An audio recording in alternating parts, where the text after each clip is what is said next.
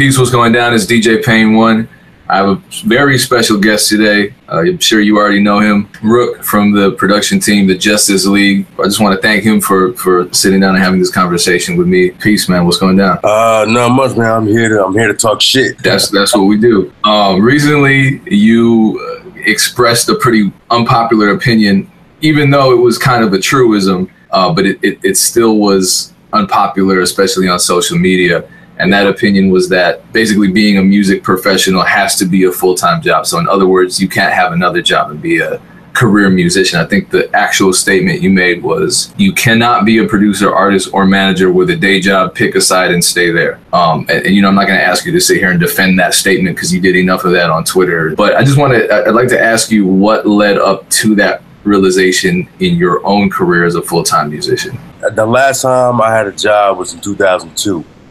And I got fired from that job. And then that's when shit just started. Like, I was making beats and I was producing records for people and, you know, my crew and all that, and you know, different dope boys in Tampa and all that shit. But it wasn't really getting me nowhere. So once I got fired, I was like, yo, that shit was a blessing. I was like, yo, now I can really, because I wasn't sleeping anyway. I was, you know, working a full-time job, going to the crib, making beats the whole time.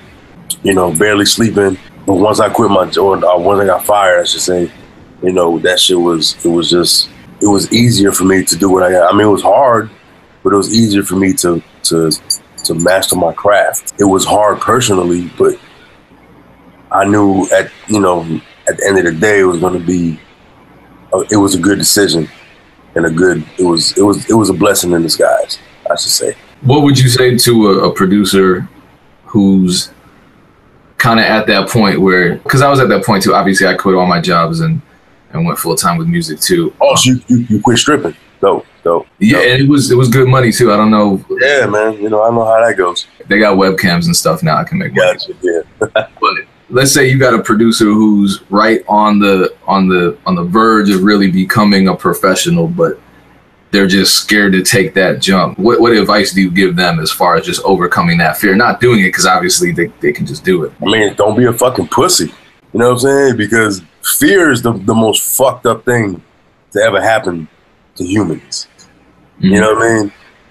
If you scared, go to church, motherfucker. You know what I'm saying? Like, what the fuck you doing music for if you scared for it? You know what I'm saying? Like, this ain't no, you competing with niggas that's goddamn in their mama crib, in their basements, they ain't got nothing to lose, you know what I'm saying? And you competing with niggas that's really came up from the bottom, and now the technology, it makes it easy for people to learn or to jump into production.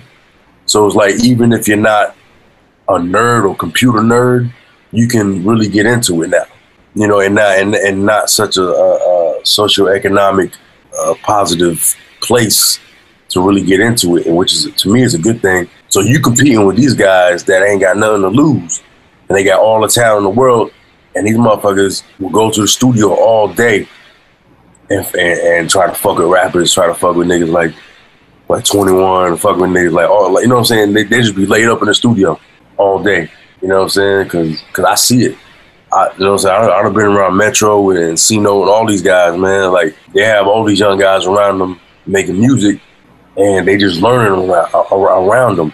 So you competing with these motherfuckers that already hungry, ain't got no job, and they fucking with big dog niggas. So they broke as fuck just hanging around big producers, and they ain't got no job, but they know at the end of the day, they gonna be the next Mike Will, Justice League, goddamn Metro, C-No, you know what I'm saying? They gonna be that because they know for that. They're not scared. They know for a fact what the fuck is gonna happen. Knowing and believing is two different things, because belief infers doubt. If you doubt yourself, you fuck yourself. You know what I'm saying?